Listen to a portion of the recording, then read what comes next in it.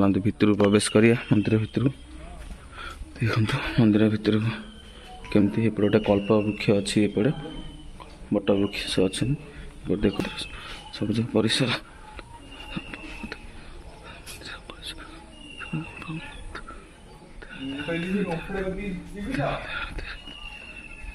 केमती कौन सब के सुंदर परिवेश हो मंदिर सबू बेढ़ा परिक्रमा करुच्ची धीरे धीरे गोटे देखा सब ठाकुर देवादेवी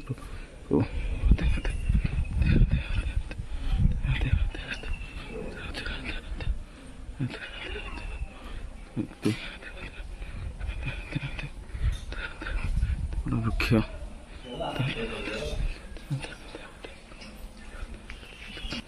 महावीर केमती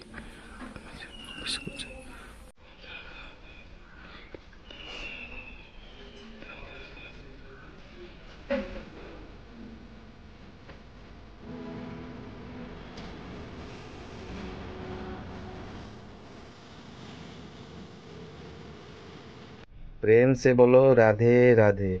मो तरफ समस्त पवित्र महाशिवरात्रि रे समस्त अशेष अशेष शुभेच्छा और अभिनंदन। प्रभु महादेव समस्त को भले रखंतु और खुशी रखंतु। तांको सारा तांको लाइफ रे एमती सब बेल पई से हस खुशी रहउथांतु। तो आज होची महाशिवरात्रि जागर। अनेक भक्त शिवं को आराधना पई मंदिर जाती पूजा करती अर्चना करती दीप दीपी जालती आउ तांकर मन कथा सब कहती। तो आमे भी जीवा जेमती पूर्व वीडियो में कही आपण मानू कि आमे देवदेव महादेवंकर गोटे महा रुद्राभिषेक अंश जे अखंड ब्रह्मचारी अच्छी ना है महावीर। तो तांको देखा कर जीवा तांको दर्शन करवा आउ सेठिकार लोक भी किसी कहती से माने ठाकुर महिमा कुआडे अपार कारण सी बहुत पुराना मंदिर से ना दिखाई प्राचीन महावीर मंदिर। आउ मंदिर अवस्थित होउची केन्दाल ग्राम रे। जेतबले जणे चासी नंगल रे हल करथिले सेठी तांकर नंगल मुन तांको मस्तक रे बासिथिला आउ से मूर्ति की आनी से सेठी माने स्थापना करी सेठी एबे पूजा अर्चना करचंदी। अबिया रामचंद्र भी सेठी पूजा पाउचंदी बुझबेले कि। तो वीडियो स्टार्ट करिया पूर्व मु कहि दउची कि प्रथमे वीडियो सहित एमती जोड़ी रुहतु आगु बहुत भल भल जिनस देखिए। तो प्रथम देखिए दबा पूजा तो सरीगले मोर प्राय देखंतु प्रभु पूजा सरीगले जय श्री राधे देखंतु समस्त पूजा भी सरीगले प्राय तो आबिका पागटा देखिदबा केमता पागटा अछि कोन पागटा टी कोहुलिया करथिला कहउथिला देखो पागटा पूरा केमती कोहुलिया अछि एपंत भी कुहुडी छाड़ नै एपंत कुहुडी अबिका अछि बुझिपेले कि आते कुहुड़ी अच्छी भल लगे पागटा कारण ठंडा मु भावुली जागरटा खरा अधिका हम प्रभु दयालु जाऊ खरा न हो कारण भक्त मैंने बहुत माने उपास करिकी अबिका ठाकुर पाखु जीवे मंदिर पूजा अर्चना करेंगे। तो भल है पागटा कोहलिया रखी भल है। तो कथबार्ता एमती आगु को माने रहिबो। तो जीवा मंदिर भीतर को जीवा अबिका तो नीलू आसीबो अबे आसिला पर जीवा मंदिर भीतर को तापर देखिबा कौन से मंदिर रहस्य अच्छी आ कौन महिमा अच्छी आ से मंदिर माने एमितिया जगार अच्छी पूरा शांत परिवेश आपन बढ़िया लगे पूरा गाँ मझिरे मंदिर टी अवस्थित अच्छी भल लगे। मु थरे जाइतिले मो से बड़ भाई जने मते नेइतिले जाऊ प्रभु कृपा लागली मु जाई पैली नले मो भलिया पापी मनुष्य नीच मनुष्य कोड जाई परिबो। तो जा हो भगवान सेठी कृपा रहला बोली मु जाई पैली। तो जीवा नीलू आसुची जीवा ता पूर्वरु आम सब काम सारदा बुझले। तो चलंतु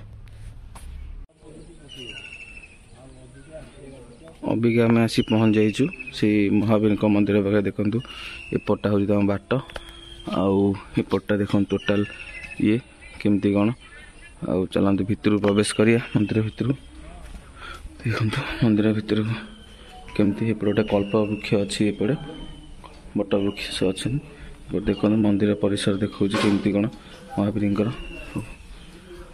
देखु केमती कौन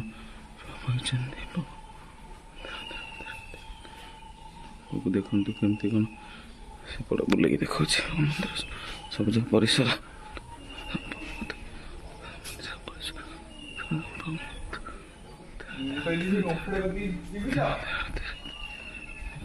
କେମିତି କ'ଣ ସବୁ ଏତେ ସୁନ୍ଦର ପରିବେଶ ହେଇଛି ମନ୍ଦିରର। ସବୁ ବେଢ଼ା ପରିକ୍ରମା କରୁଛି ମୁଁ ଧୀରେ ଧୀରେ ଗୋଟେ ଦେଖାଉଛି ସବୁ ଠାକୁରଙ୍କୁ ଦେବାଦେବୀଙ୍କୁ।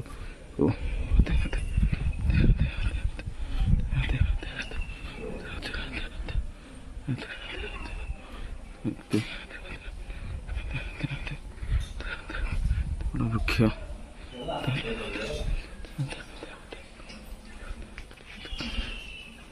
ମହାବୀର କେମିତି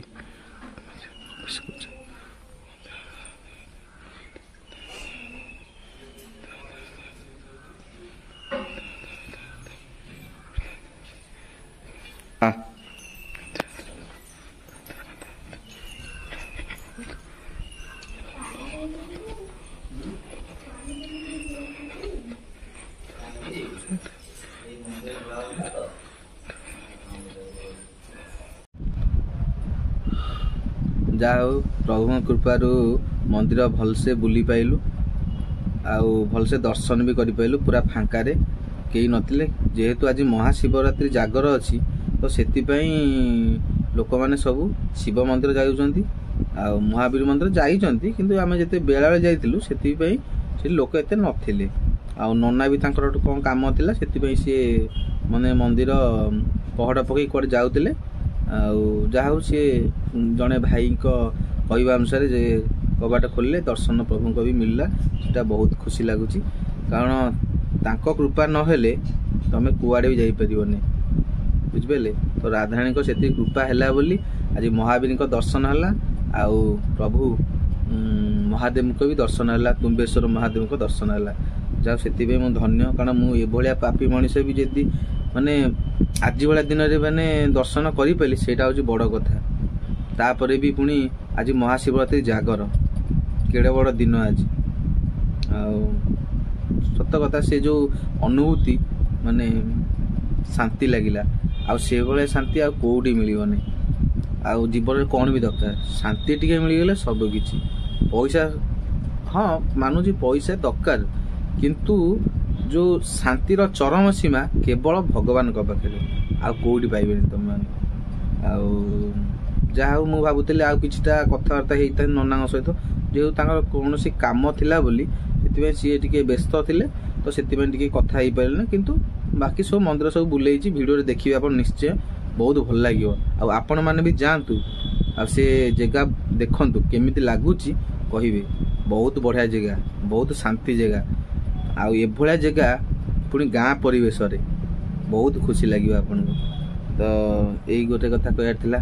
ତ ଆହୁରି ବହୁତ କଥା ମାନେ ହେଇଥାନ୍ତି, ଦେଖିବା ଚେଷ୍ଟା କରିବି ଆଉ ଗୋଟେ ଭିଡ଼ିଓ କରିବା ପାଇଁ, କାରଣ ଯେହେତୁ ଏଥିରେ ଖାଲି ଏତେ ମୁଁ କିଛି କହିପାରିଲିନି ସେଥିପାଇଁ ଆଉ ଗୋଟେ ଭିଡ଼ିଓ କରିବି। ଆର ସମ୍ପୂର୍ଣ୍ଣ ବିବରଣୀ ଦେବି, କ'ଣ ସେ ମନ୍ଦିର ସବୁ ମହିମା କ'ଣ ଇଏ ବିଷୟରେ ସବୁ ବିବରଣୀ ଦେବି, ବୁଝିପାରିଲେ କି। ତ ସେଇଟା ମୋର ଭୁଲ, କାରଣ ମୁଁ ଯେହେତୁ କହିଥିଲି ମାନେ ଆଜି ସବୁକିଛି ମନ୍ଦିରର ବିଷୟରେ କହିବା ପାଇଁ ଆଉ ଜଣେଇବା ପାଇଁ, ତ ଯେହେତୁ ମାନେ କୌଣସି ଅସୁବିଧା ତାଙ୍କର ନନା କୁଆଡ଼େ ଯିବାର ଥିଲା କାମ ଅଛି, ତ ସେଥିପାଇଁ ସେ ରହିପାରିଲେନି। ଆଉ ସେଥିପାଇଁ ମୋର ଭୁଲ ମାନୁଛି, ଆଉ କ'ଣ କରିବା। ତ କ୍ଷମା କରିବେ ଟିକେ ନାକୁ ଦର୍ଶକମାନେ।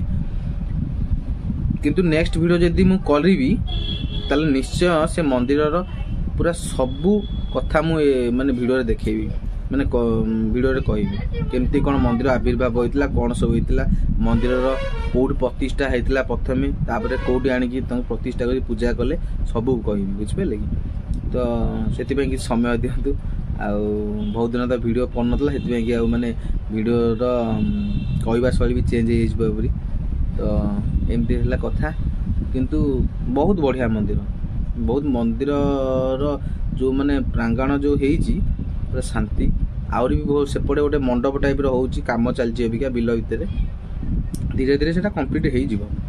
ଆଉ ତ ଏତିକି ତ କଥା, ଆପଣମାନେ ନିଶ୍ଚୟ ଆସି ଥରେ ବୁଲନ୍ତୁ, ଦେଖନ୍ତୁ, ମନ୍ଦିରଟା ବହୁତ ବଢ଼ିଆ ଲାଗିବ, ବୁଝିପାରିଲେ କି। ସମସ୍ତଙ୍କୁ ମୋର ଦିଲ୍ ସେ ଜୟ ଶ୍ରୀ ରାଧେ, ରାଧାରାଣୀ ସମସ୍ତଙ୍କୁ ଭଲରେ ରଖ। ହେଉଛି।